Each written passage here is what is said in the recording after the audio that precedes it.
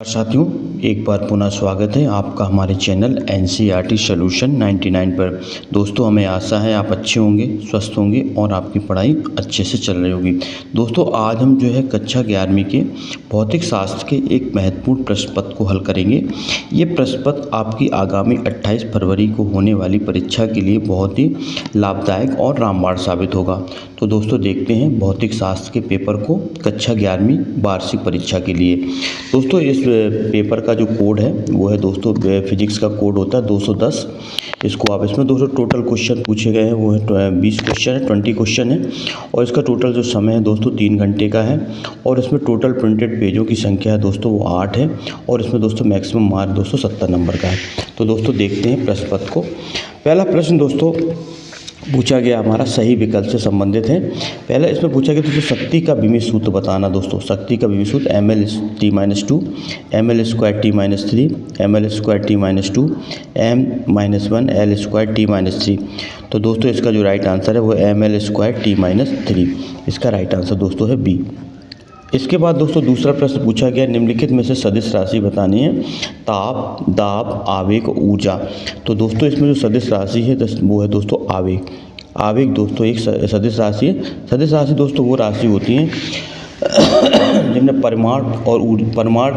परिमाण तथा वेग दोनों की आवश्यकता होती है दोस्तों, सदिश राशि कहती हैं। इसके बाद दोस्तों प्रश्न क्रमांक तीसरा है दोस्तों 100 वाट का बल्ब 10 घंटे में कितनी ऊर्जा की खपत करता है दोस्तों बताना है।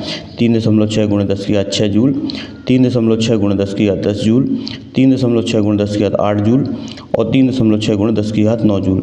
तो दोस्तों 100 वाट का बल्ब जो है 10 घंटे में कितनी ऊर्जा की खपत करेगा। तो दोस्तों इसका जो राइट आंसर 3.6 × 10⁻6 जूल। दोस्तों, इसकी ऊर्जा निकालने का सूत्र होता है दोस्तों, इसको हम इस तरह निकाल सकते हैं दोस्तों। जो शक्ति का सूत्र होता है दोस्तों P बराबर होता है W/T। W होती है दोस्तों व्यय ऊर्जा, तो W बराबर निकालेंगे दोस्तों होगा P × T। इस सूत्र की सहायता से हम व्यय ऊर्जा की गणना कर सकते हैं दोस्तों। केपलर के तृतीय नियम के अनुसार दोस्तों बताना, केपलर के तृतीय नियम के अनुसार ये इसका सही फार्मूला बताना है। तो दोस्तों केपलर के तृतीय नियम के अनुसार जो परिक्रमण काल का वर्ग होता है T² होता है वो ग्रह की सूर्य से दूरी के तृतीय घात के समानुपाती होता है दोस्तों। इसका राइट आंसर सी है। इसके बाद दोस्तों प्रश्न क्रमांक 5वां देखते हैं किसी आदर्श गैस का दाब का सूत्र बताना है। तो दोस्तों किसी आदर्श गैस का जो दाब का सूत्र है P बराबर होता है 1/3 mn/v²। इसका राइट आंसर दोस्तों है बी। इसके बाद दोस्तों प्रश्न क्रमांक 6वां देखते हैं किसी तनित डोरी में अनुप्रस्थ तरंग की चाल का फार्मूला बताना है। तो दोस्तों इसका जो फार्मूला का सूत्र होता है वो होता है V = √T/μ। इसका राइट आंसर है दोस्तों ए, V = √T/μ। दोस्तों T डोरी का तनाव होता है, इसको आप याद रखें, और n म्यू दोस्तों आवृत्ति है और V है दोस्तों अनुप्रस्थ तरंग की चाल। तो दोस्तों ये था इसका सूत्र। इसके बाद दोस्तों प्रश्न ये दोस्तों इंग्लिश मीडियम वाले छात्र भी देख लें।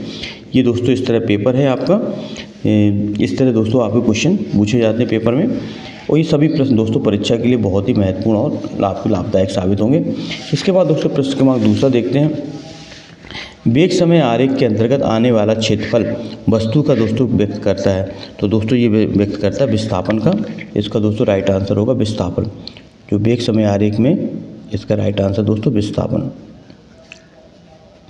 इसके बाद दोस्तों दूसरा प्रश्न दोस्तों प्रक्षेप का पथ दोस्तों बताना किस प्रकार का होता है।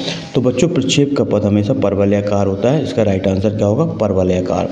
तो दोस्तों इसका राइट आंसर होगा परवलयाकार। इसके बाद देखते हैं दोस्तों प्रश्न क्रमांक तीसरे में क्या पूछा गया। तीसरे पूछा गया है वह घर्षण जो दो पृष्ठों के बीच आपेक्षिक गति का विरोध करता है उसे दोस्तों बताना कौन सा घर्षण कहते हैं। दोस्तों उसे कहा जाता है गतिक घर्षण। इसका राइट आंसर होगा दोस्तों गतिक घर्षण। प्रश्न क्रमांक दोस्तों चौथा देखते हैं किसी दृढ़ पिंड को खाली जगह अवस्था में तब कहा जाएगा जब उसके रेखीय संवेग और कोणीय संवेग दोनों का मान समय के साथ ना बदलता हो। तो दोस्तों ये से कहा जाता है यांत्रिक की अवस्था में। कौन सी अवस्था दोस्तों यांत्रिक की स्थिति। इसके बाद दोस्तों प्रश्न क्रमांक 5वां देखते हैं। 5वें में पूछा गया है पर गुरुत्वीय त्वरण का मान सर्वाधिक होता है। दोस्तों बताना है गुरुत्वीय त्वरण का मान सर्वाधिक कहाँ होता है। तो बच्चों ये दोस्तों गुरुत्वीय त्वरण का जो सर्वाधिक मान होता है ये होता है ध्रुवों पर। ध्रुव पर गुत्ती त्वरण का मान सर्वाधिक होता है। प्रतिबल तथा विकृति के अनुपात को बताना है, क्या कहा जाता है? तो दोस्तों प्रतिबल और विकृति के अनुपात को प्रत्यास्था गुणांक कहा जाता है। इसको आप याद रखें। प्रतिबल और विकृति का जो अनुपात होता है वो दोस्तों कहा जाता है प्रत्यास्था गुणांक। तो दोस्तों ये थे आपके रिक्त स्थान की पूर्ति से संबंधित। इसके बाद दोस्तों प्रश्न क्रमांक तीसरा देखते हैं, जो कि आपकी सही जोड़ी से संबंधित है। इसमें दोस्तों हमें सही जोड़ी मिलानी है। पहला है दोस्तों घनकोण। तो घनकोण का जो दोस्तों मात्रक होता है वो आपको पता है, घनकोण का मात्रक होता है स्टेरेडियन। इसका दोस्तों पहले का ये होगा। दूसरा दोस्तों तात्क्षणिक वेग। तात्क्षणिक वेग का होगा दोस्तों dx/dt। इसका दोस्तों ये होगा सही। तीसरा है दोस्तों वर्तुल मोड़ पर कार्य की अधिकतम चाल। तो दोस्तों इसका होता है √μs × rg। r दोस्तों प्रतिक्रिया बल है, g गुरुत्वीय त्वरण है और μs दोस्तों घर्षण गुणांक है। इसके बाद दोस्तों चौथा है श्यान बल। श्यान बल का मान होता है 6 पाई ईटा rv। इसका दोस्तों ये है श्यान बल का फार्मूला, F = 6 पाई ईटा rv। ऊष्मा प्रवाह की दर दोस्तों बताना, ऊष्मा प्रवाह की दर, इसका दोस्तों फार्मूला होता है, ये होता है K/Tc - Td/L। दोस्तों ये होगा ऊष्मा प्रवाह की दर। और छठवां दोस्तों ठोसों की विशिष्ट ऊष्मा धारता। तो दोस्तों इसका होगा 3R। इसका राइट आंसर दोस्तों ये होगा 3R। इस तरह दोस्तों ये थी आपकी सही जोड़ी। इसको आप अच्छी तरह से देख लें और इसका स्क्रीनशॉट ले लें। इसके बाद दोस्तों प्रश्न क्रमांक चौथा देखते हैं। चौथे में क्या पूछा है? प्रश्न क्रमांक चौथे में पूछा है कि दोस्तों पहला है केवल समान भौतिक राशियों को जोड़ा अथवा घटाया जा सकता है। तो दोस्तों ये सत्य है, ये समान भौतिक राशियों को जोड़ा अथवा घटाया जा सकता है। दूसरा दोस्तों यदि त्वरण शून्य है तो वस्तु निश्चित ही स्थिर अवस्था में रहेगी। दोस्तों ये दोस्तों बताना। तो दोस्तों ये असत्य है। तीसरा है दोस्तों सदिश गुणनफल क्रम विनिमय नियम का पालन करता है। तो दोस्तों सदिश जो गुणनफल होता है वो क्रम विनिमय नियम का पालन करता है। ये दोस्तों गलत है। इसका दोस्तों आंसर होगा असत्य दोस्तों। इसके बाद दोस्तों तीसरा दिया आदर्श तरल की श्यानता शून्य होती है। तो दोस्तों ये सत्य है, जो आदर्श तरल होते हैं उनकी श्यानता क्या होती है? शून्य होती है। पाँचवा दोस्तों यदि बाह्य आवृत्ति निकाय की स्वाभाविक आवृत्ति के बराबर होती है तो निकाय में जो अनुनाद की घटना उत्पन्न होती है दोस्तों ये बिल्कुल सही है। तो अनुनाद की घटना दोस्तों में क्या होता है, जब बाह्य आवृत्ति जो होती है स्वाभाविक आवृत्ति के क्या हो जाती है? बराबर होती है। तो इस स्थिति में अनुनाद की घटना उत्पन्न होती है। इसके बाद दोस्तों प्रश्न क्रमांक पाँचवा देखते हैं। एक वाक्य में उत्तर बताना है। पहला प्रश्न पूछा दोस्तों अभिकेंद्र त्वरण की दिशा क्या होती है? तो बच्चों जो अभिकेंद्र त्वरण की जो दिशा होती है वो हमेशा केंद्र की ओर होती है। इसको आप अच्छी तरह याद रखें। अभिकेंद्र त्वरण की दिशा होती है वो हमेशा केंद्र की ओर होती है। इसके बाद दोस्तों दूसरा प्रश्न देखते हैं। स्थैतिक घर्षण बल के लिए अधिकतम मान का सूत्र लिखना है। तो दोस्तों इसका जो अधिकतम मान का सूत्र होता है वो होता है Fs बराबर दोस्तों Fs = होता है μs × r।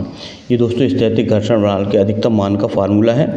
दोस्तों ये μs घर्षण गुणांक है और r दोस्तों प्रतिक्रिया बल है।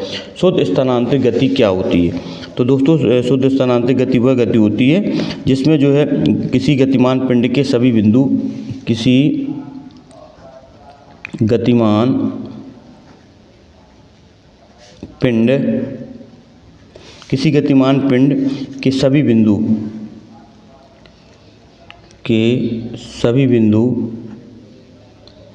किसी गतिमान पिंड के सभी बिंदु एक ही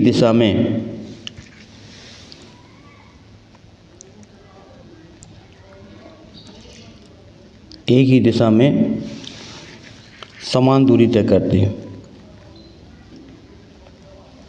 समान दूरी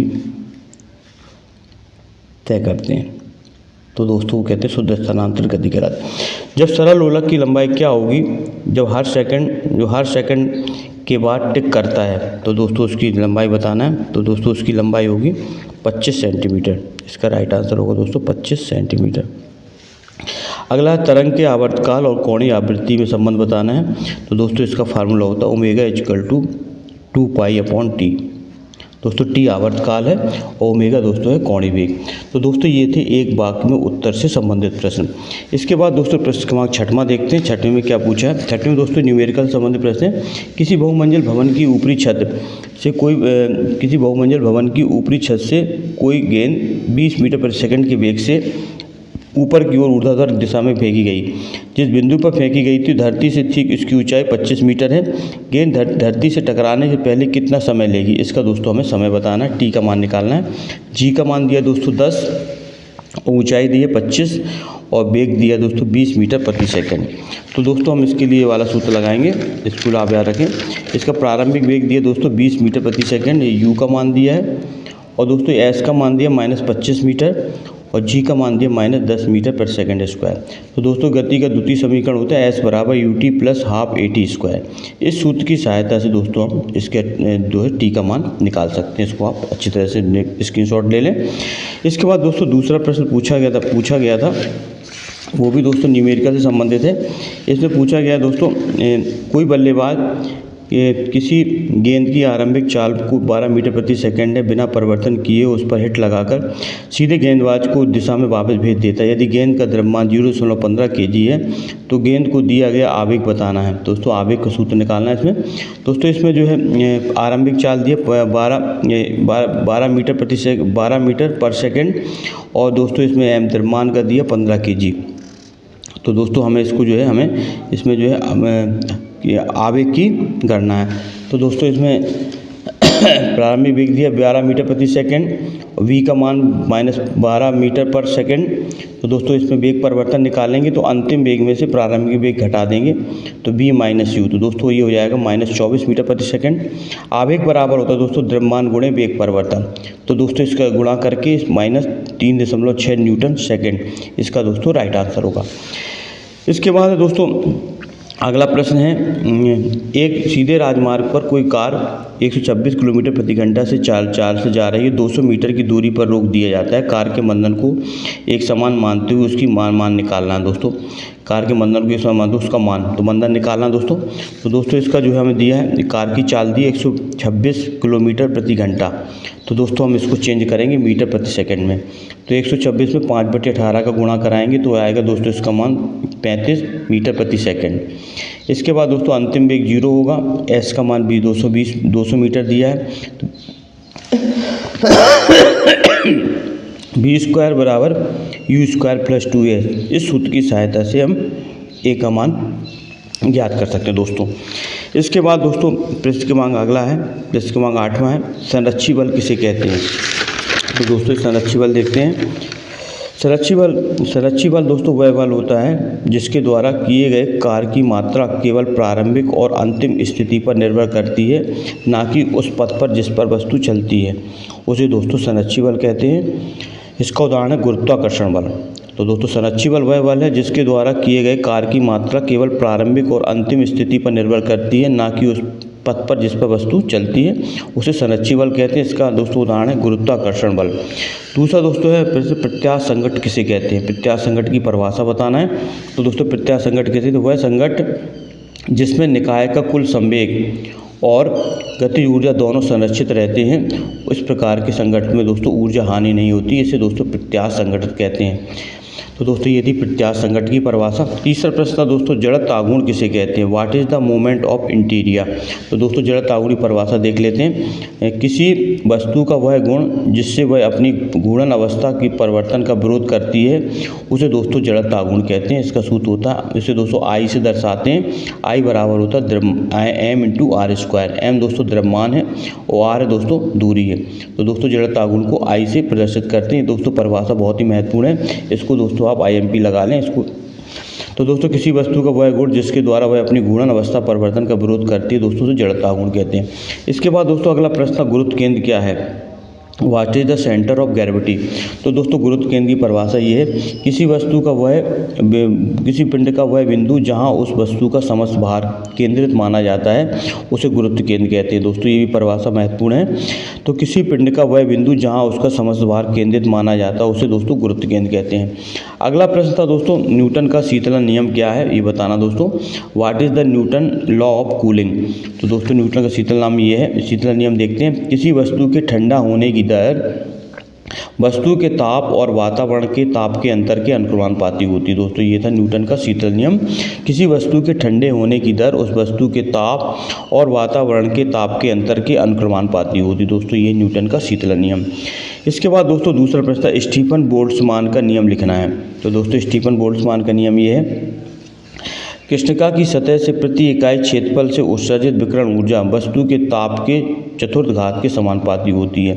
तो दोस्तों जो विकिरण कृष्णिका से की प्रति इकाई क्षेत्रफल से उत्सर्जित होने वाली विकिरण ऊर्जा दोस्तों ई कहलाती है, और टी दोस्तों होते हैं परम ताप। तो जो विकिरण की ऊर्जा हो दोस्तों परम ताप के चतुर्थ घात के क्या होती है, समानुपाती होती है। यही दोस्तों स्टीफन बोल्ट्जमान का नियम है। तो दोस्तों इसको समानुपाती हटाएंगे तो सिग्मा एक नीतांक लेंगे, इसको आप अच्छी तरह से याद रखेंगे, जिसे स्टीफन बोल्ट्जमान नीतांक कहा जाता है। तो दोस्तों ये था स्टीफन बोल्ट्जमान का नियम। इसके बाद दोस्तों था अगला ऊष्मागतिकी का द्वितीय नियम समझाना था। ऊष्मागतिकी state second law of thermodynamics. तो दोस्तों ऊष्मागतिकी का सेकंड नियम ये है, इसको देख लें आप। ऊष्मा का संपूर्ण रूप से यांत्रिक ऊर्जा में परिवर्तन असंभव है। ये दोस्तों ऊष्मागतिकी का द्वितीय नियम है कि ऊष्मा का जो संपूर्ण रूप से जो उसको यांत्रिक ऊर्जा में परिवर्तन नहीं किया जा सकता। ये दोस्तों था ऊष्मागतिकी का द्वितीय नियम। इसके बाद दोस्तों अगला प्रश्न है, प्रश्न क्रमांक इसी में अथवा में देखते हैं, कार्नो प्रमेय समझाइए, स्टेट कार्नोट थ्योरम। तो दोस्तों ये है, इसकी कार्नो प्रमेय देखते हैं। दो समान तापों के मध्य कार्य करने वाली सभी उत्क्रमणीय ऊष्मा इंजन की दक्षता समान होती है। दो समान तापों में मध्य कार्य करने वाली सभी उत्क्रमणीय ऊष्मा इंजन की दक्षता समान होती है। दोस्तों कार्नो प्रमेय है। इसके बाद दोस्तों प्रश्न क्रमांक 12वां था, सरल आवर्त गति किसे कहते हैं। दोस्तों बहुत ही महत्वपूर्ण क्वेश्चन है, इसको आप IMP लगाएं। दोस्तों अगर आपने हमारे चैनल को सब्सक्राइब नहीं किया तो दोस्तों आपसे छोटा सा रिक्वेस्ट है कि आप हमारे चैनल को सब्सक्राइब कर लें और बेल आइकन की घंटी पर क्लिक करना ना भूलें। दोस्तों आपका एक सब्सक्राइब और एक लाइक हमें मोटिवेशन देता है। हम इसी तरह के लिए दोस्तों आपकी सभी विषयों से संबंधित वीडियो लेकर आते थे, जिन्हें आप प्ले लिस्ट में जा करके देख सकते हैं। दोस्तों सरल आवर्त गति बताना है, what is the simple harmonic motion. दोस्तों बहुत ही महत्वपूर्ण परिभाषा है। जब कोई पिंड किसी बिंदु के इर्द गिर्द समान समय अंतराल में अपनी गति को दोहराता है तो दोस्तों इस पिंड की इस गति को सरल आवर्त गति होती है, जैसे दोस्तों सरल लोलक की गति। तो दोस्तों इसकी परिभाषा है, जो घड़ी का दोस्तों पेंडुलम होता है उसकी गति भी दोस्तों सरल आवर्त गति के अंतर्गत आती है। तो जब कोई पिंड किसी बिंदु के इर्द गिर्द अपनी समान समय अंतराल में अपनी गति को दोहराता है तो इस गति को दोस्तों सरल आवर्त गति कहते हैं, जैसे सरल लोलक की गति। इसके बाद दोस्तों दोलन गति किसे कहते हैं। तो दोस्तों दोलन गति की परिभाषा देखते हैं। जब कोई वस्तु निश्चित समय बाद एक ही मार्ग पर निश्चित समय बिंदु की इधर उधर गति करती है तो दोस्तों इस गति को दोलन गति कहते हैं। तो दोस्तों ये जैसे झूले की गति। तो जो जब कोई वस्तु निश्चित समय के बाद एक ही मार्ग पर और किसी निश्चित बिंदु के इधर उधर गति करती है तो दोस्तों इस गति को दोलन गति कहते हैं, जो जैसे दोस्तों इसका उदाहरण है झूले की गति। इसके बाद दोस्तों प्रश्न है, मूल राशियाँ किसे कहते हैं। मूल राशियों के नाम और उनके मात्रकों की सूची बनाना दोस्तों। तो दोस्तों मूल राशियाँ देखते हैं कौन कौन से हैं। तो मूल राशियाँ दोस्तों ये हैं, ये वे राशियाँ होती हैं जो पूर्णतः स्वतंत्र होती हैं और इन्हें व्यक्त करने के लिए किसी अन्य राशि की आवश्यकता नहीं होती। दोस्तों इनकी संख्या 7 है। तो दोस्तों मूल राशियाँ वे राशियाँ होती हैं जो कैसी होती हैं, स्वतंत्र होती हैं और इन्हें व्यक्त करने के लिए किसी अन्य राशि की आवश्यकता नहीं होती। दोस्तों मूल राशि 7 हैं, लंबाई, द्रव्यमान, समय, विद्युत धारा, ताप, ज्योति तीव्रता और पदार्थ की मात्रा। ये दोस्तों 7 मूल राशियाँ। इनके मात्रक देखते हैं।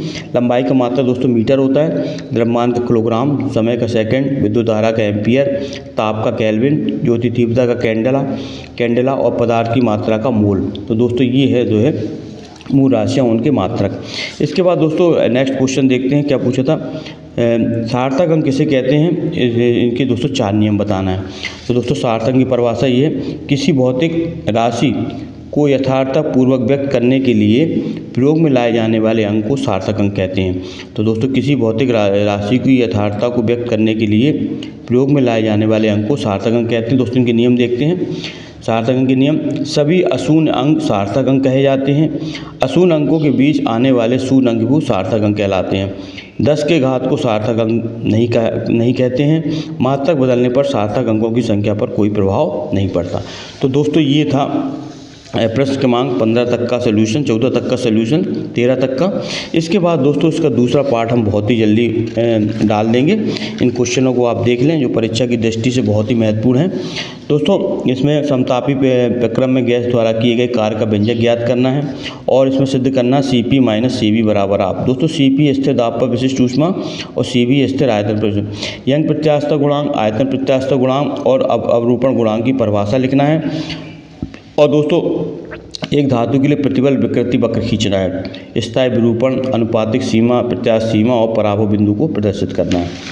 इसके बाद दोस्तों अगला प्रश्न था दोस्तों प्रक्षेप के लिए क्षैतिज उड्डयन काल और क्षैतिज परास का व्यंजक ज्ञात करना है और पृथ्वी के तल से नीचे जाने पर G के मान का व्यंजक ज्ञात करना है।